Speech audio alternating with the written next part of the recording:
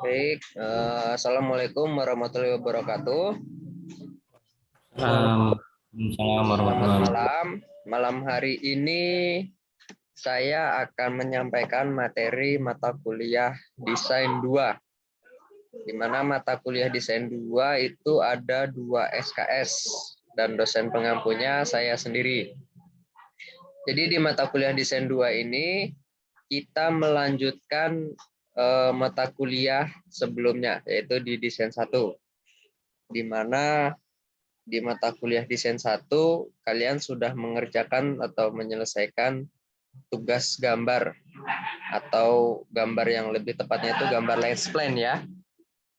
Nah, di mata kuliah Desain 2 ini kita akan menggambar atau menghitung hydrostatic curve dan Boolean curve, di mana perhitungan ini kita dapat dan kita olah dari lens plan yang sudah kita buat. Artinya, kalau lens plan-nya sudah selesai, sudah finish, berarti kita bisa langsung masukkan hitungan, kita ukur di file Excel nanti yang sudah saya siapkan nanti ya filenya. Nah, nanti tinggal ukur bentukan di body plan dan di keseluruhan lens plan-nya, nanti tinggal dimasukkan di file Excel-nya. Nah, untuk pengerjaannya sendiri kita dibagi dua. Untuk hydrostatic curve kita kerjakan sampai pra UTS, sampai sebelum UTS ya. Seperti biasa, kalau waktu desain 1 kan seminggu sebelum UTS kita mengumpulkan body plan. Lalu UAS kita mengumpulkan lens plan. Nah, di desain 2 saya buat dua seperti itu, sama sebelum UTS kita mengumpulkan hydrostatic curve. Lalu nanti waktu UAS kita mengerjakan Boolean curve. Sampai sini paham? Oke, kita lanjut. Ini tata tertib perkuliahan desain 1 dan desain 2 ya, sama ya. Perkuliahan wajib menggunakan sepatu dan berpakaian rapi untuk offline. Dan untuk tatap muka minimal kita pakai kaos berkerah ya. Lalu perkuliahan menggunakan laptop atau PC di rumah masing-masing saat perkuliahan online atau daring. Mahasiswa atau mahasiswi standby 10 menit sebelum waktu perkuliahan. Mahasiswa atau mahasiswi maksimal alfa atau izin 3 kali. Lebih dari itu tidak dapat mengikuti UTS ataupun UAS. Mahasiswa diberikan toleransi terlambat 15 menit setelah perkuliahan berlangsung. Oke, kita langsung masuk saja ke materi. Kurva hidrostatik atau hydrostatic curves. Lengkung hidrostatik adalah berfungsi untuk mengetahui sifat-sifat badan kapal yang tercelup dalam air. Sifat dari karene kapal. Artinya di perhitungan hidrostatik ini kita menghitung full bagian lambung kapal yang tercelup di dalam air. Artinya kita menghitung sampai syarat air saja. Dalam pengoperasiannya, kapal akan memiliki draft dan trim yang berbeda-beda akibat kondisi muatan yang berubah-ubah. Untuk keselamatan dan efisiensi dari pengoperasian kapal, sangat penting pihak desainer kapal dan operator untuk mengetahui karakteristik kapal, terutama karakteristik bagian badan kapal yang berada di bawah permukaan air. Kurva-kurva hidrostatik digunakan untuk mengetahui karakteristik lambung kapal di bawah permukaan air. Karakteristik dari lambung kapal dihitung untuk beberapa kondisi garis air, termasuk seluruh kondisi muatan yang mungkin dialami oleh sebuah kapal. Garis air diasumsikan sejajar dengan garis dasar kapal atau baseline. Bentuk karakteristik lambung pada kondisi trim dapat dihitung dengan beberapa pengukuran. Untuk memakai kurva-kurva ini, kapal juga diasumsikan berlayar pada kondisi perairan yang tenang atau calm water, sehingga seluruh perhitungannya disebut dengan hydrostatic calculation. Hasil dari perhitungan hidrostatisnya kemudian diplot atau digambarkan dengan menggunakan skala tertentu. Kurva-kurva yang tergambarkan untuk selanjutnya disebut kurva-kurva hidrostatik atau hydrostatic curve. Jadi di gambar hidrostatik nanti kita akan bermain skala. Seperti yang sudah dijelaskan waktu di desain 1, kita akan bermain skala karena ukuran yang akan dihasilkan nanti nilainya akan sangat-sangat besar. Mulai dari displacement sampai dengan berat daripada kapal itu kan nilainya besar. Nah, nanti kita akan bermain skala. Supaya ketika diplot, dia masuk dengan ukuran kertas yang akan kita gunakan. Selanjutnya, kurva-kurva hidrostatik yang disertakan untuk setiap perhitungan hidrostatik diantaranya adalah, nah ini adalah beberapa kurva yang ada di hidrostatik. Yang pertama, kurva luas penampang potongan kapal atau sectional area curve. Bonjian sectional area curve. Ada kurva volume dan displacement kapal, volume and displacement curves. Kurva coefficient block atau CB umumnya disebut ya. Ada koefisien gading besar atau midship section area CM. Ada kurva koefisien prismatic, prismatic curve atau CP. Ada koefisien garis air, water plane area coefficient curve atau CW. Ada kurva luas garis air, water plane area coefficient curve WPA. Ada kurva letak titik tekan terhadap penumpang. Kurva letak titik tekan terhadap penampang tengah kapal. Longitudinal Center of Buoyancy Curve atau LCB disebutnya. Ada juga kurva letak titik berat garis air terhadap penampang tengah kapal. Longitudinal Center of Flotation Curve atau LCF. Ada kurva letak titik tekan sebenarnya dari dasar kapal. Vertical Center of Buoyancy Curve atau VCB. Ada kurva radius metacenter melintang. Transverse metacentric radius curve. Ada juga kurva radius metacenter memanjang. Longitudinal metacentric radius curve. Kurva ton per centimeter immersion curve atau sering orang umumnya ini disebut TPC. Ada kurva momen untuk mengubah trim 1 cm, momen to trim 1 cm curve atau MTC umumnya disebut. Cara yang paling umum untuk menggambarkan kurva hidrostatik adalah dengan membuat dua buah sumbu yang saling tegak lurus. Sumbu yang mendatar itu dipakai sebagai garis dasar, sedangkan sumbu yang tegak nanti dimenunjukkan sebagai syarat kapal dan dipakai sebagai titik awal pengukuran dari kurva hidrostatik. Tetapi ada beberapa kurva di mana titik awal pengukuran dimulai pada sumbu tegak yang ditempatkan pada gambar sedikit di sebelah kanan.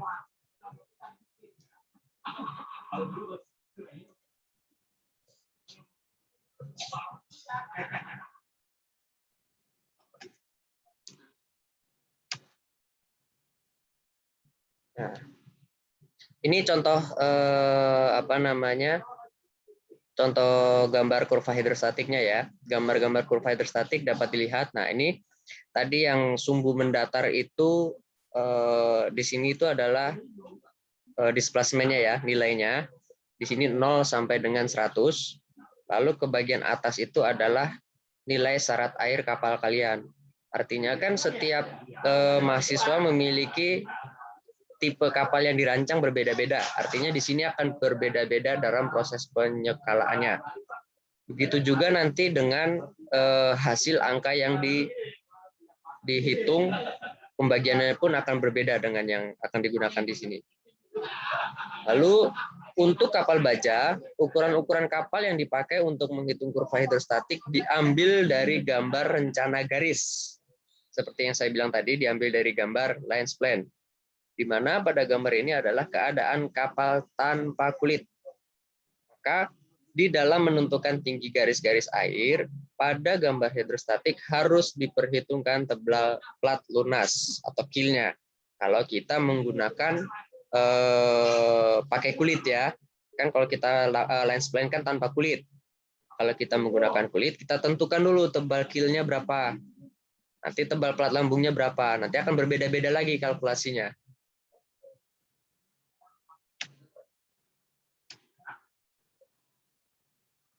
Lanjut.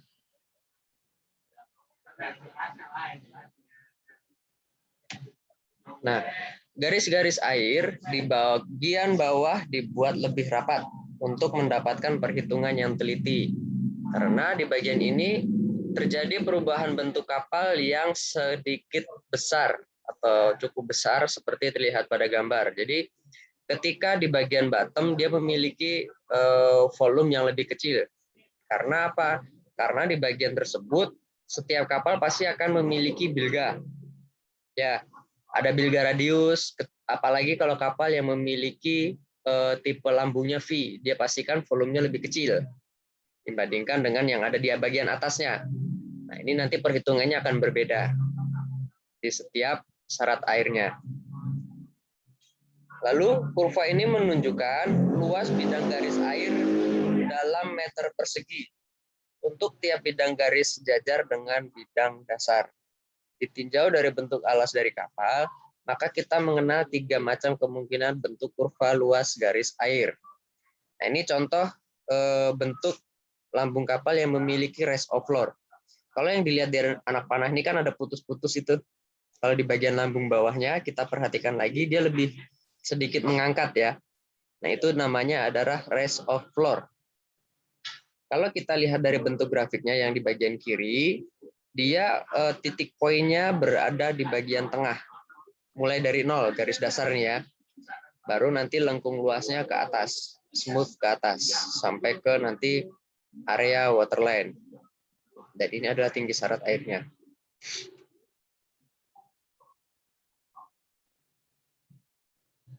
Setelah tadi contoh kapal yang memiliki rest of floor, ini adalah kurva luas garis dalam keadaan even keel atau alas rata, flat bottom. Ini kita bisa lihat ya, flat bottom ya. Jadi ketika flat bottom, grafiknya pun di sebelah kiri dia akan sedikit bergeser ke kanan. Karena mengikuti daripada bagian bottomnya, dia flat ya. Sehingga di bagian dasar garis dasar ini dia memiliki luasan atau memiliki nilai.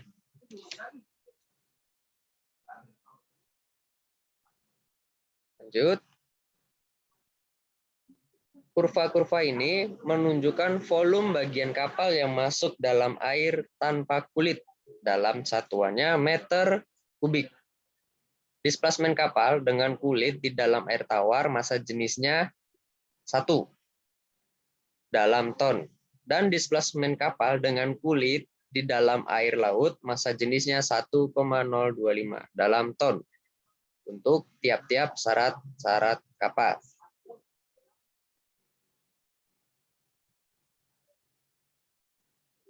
Ini contoh kurva luas garis dalam keadaan keel rake atau alas miring. Atau kalau orang sebutnya trim buritan. Ya, di mana kondisi syarat air bagian buritan kapal dia lebih tinggi dibandingkan di depan. Nah, ketika dilihat dari bentuk grafiknya, di mana dia garis dasarnya mulai dari tinggi syarat air tersebut. Kan kalau sebelumnya nolnya karena dia posisi kapal even keel. Nah, ini ketika keel rake atau posisi trim buritan, dia posisi garis dasarnya bergeser ke atas. Ya, bisa dilihat nih dari bagian bentuknya, dia sedikit geser ke atas. Titik awal dari kurva garis air, di mana luas garis air dalam 0, mulai dari A, titik terdalam dari kapal.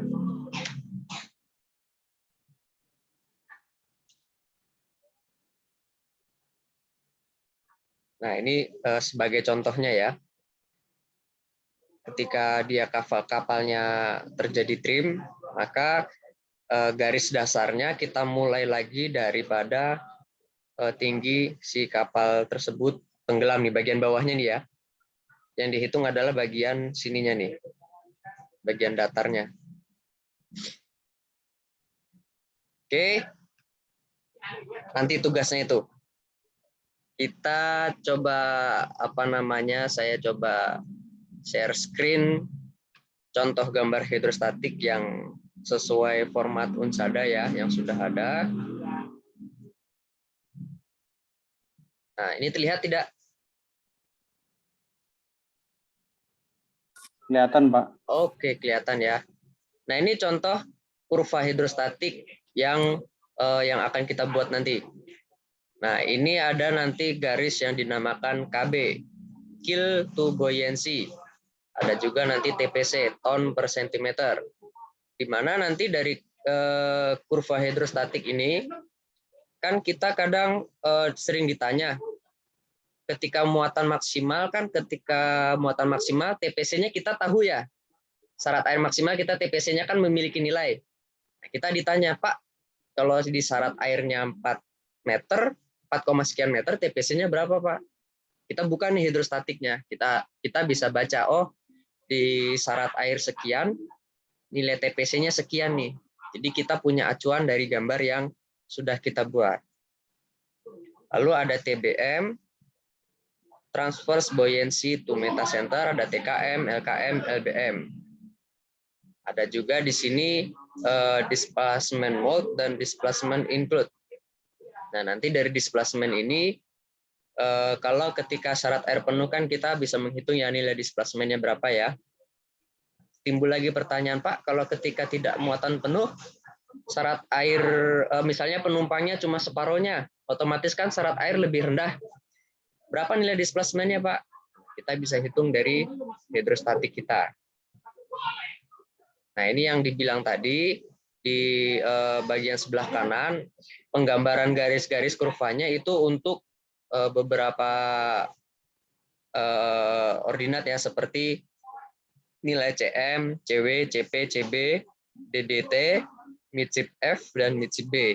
Nah, ini kita gambarkan di bagian sebelah kanan.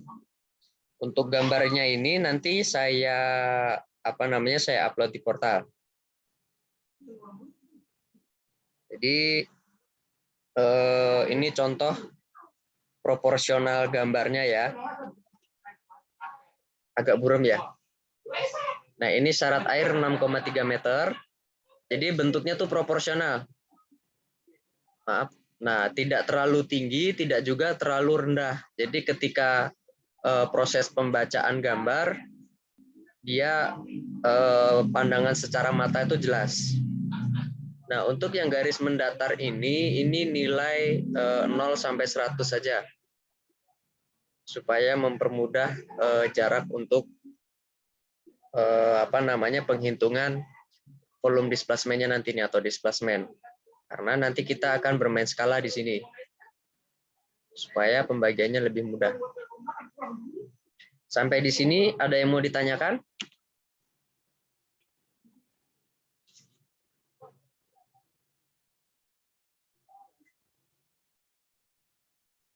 Oke, kalau tidak, kita masih pengenalan awal ini ya.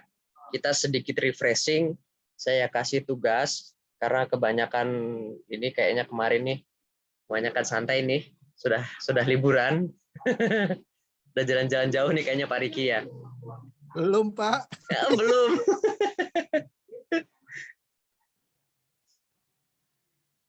Oke, tugasnya sederhana aja kok. Nah, mana nih, ntar loadingnya lama ya. Tugasnya 1. Sudah terlihat? Oke, kalau sudah, Sudah, Pak. 1, jelaskan letak di kapal dari definisi lengkung garis yang sudah dijelaskan. Ya, tadi kan saya sudah menjelaskan tuh beberapa lengkung kurva hidrostatik. Dan fungsinya penjelasannya apa? Tugasnya di mana sih letak daripada kurva-kurva tersebut kalau ada di kapal. Yang kedua, buatkan dalam bentuk laporan dan gambar letak dari garis-garis tersebut. Saya ambil contoh. Banyak kok di Google. Jadi nanti kalian coba simpulkan dalam bentuk laporan. Nah.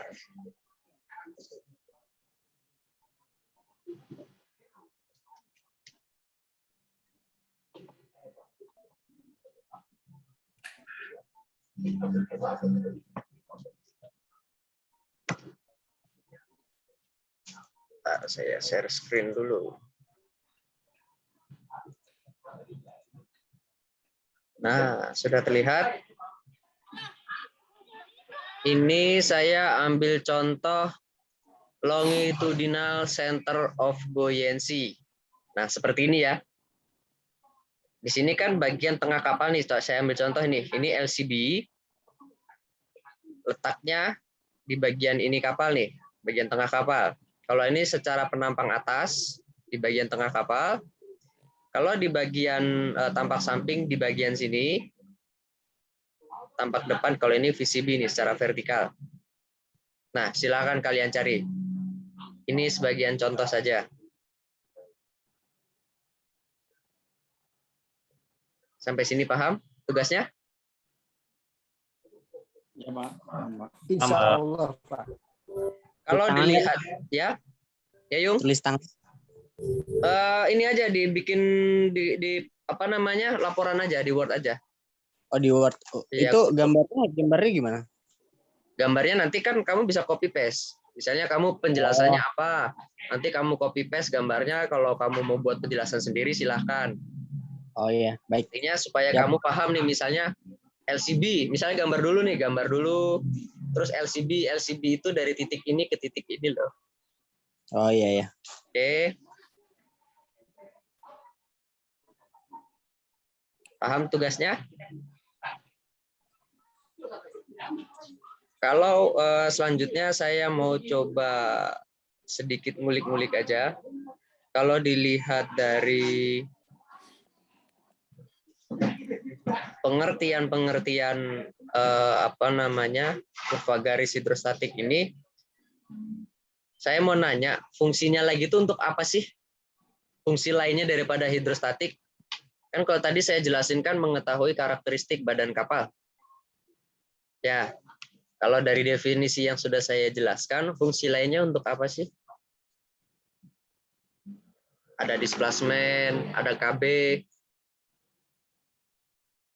Ayo, fungsinya untuk apa? Saya mau nanya.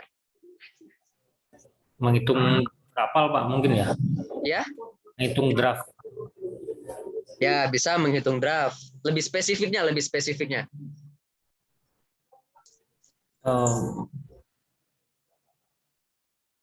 Bagian kapal yang masuk ke dalam air, Pak. Gimana? Gimana Mas Ayung? Suaranya putus-putus. Yang bagian kapal masuk ke dalam air itu. Itu kan yang saya jelasin tadi. Oh, ya. Fungsi lainnya. Kalau dilihat dari KB, keel to buoyancy. Tadi ada TKM, transverse keel to metacenter. Artinya kan kalian sudah mengambil mata kuliah stabilitas kapal? Belum, Pak. Ya? Belum, Pak. Belum, Pak. Nah, ini ada hubungannya dengan stabilitas kapal. Ya, artinya kan tadi saya menjelaskan ketika posisi apa namanya kapal itu keel rack atau posisi bagian belakangnya trim atau posisi even keel, kan kita bisa baca daripada kurva hidrostatik ini. Ya. Lalu selanjutnya adalah untuk muatan. Kan di sini ada displacement nih. Ya, pasti Pak Agus, Pak Gali lebih paham nih sama Pak Riki nih. Dikit, Pak. Pak Agus yang paham, Pak. Waduh. Pak Agus, Pak, yang menghitung draft kapal, Pak. Nah, ini makanannya Pak Agus nih harusnya ini nih. Oke, jadi di kurva hidrostatik ini dan Bonjen nanti akan ada kaitan eratnya dengan stabilitas dan muatan kapal. Oke ya. Sampai sini ada yang mau ditanyakan?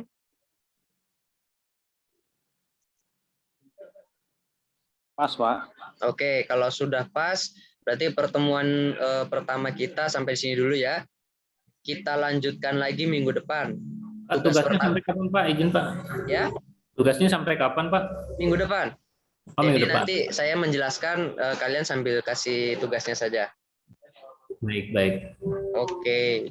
Baik Pak Putra. Oke, kalau tidak ada pertanyaan, cukup kita sudahi sampai di sini. Saya mau foto Absen dulu. masih ditutup ya, Pak, absen? Saya Iya, yang absen. Oh, Pak Putra aja ya. Ya, soalnya gini Pak, kejadian yang sebelumnya tuh di yang pagi dia nggak pernah nongol tapi absen ada terus. Mhm. Ya wis lah. Jadi saya cecer di Iya, tugas iya. kan akhirnya hilang orangnya malahan.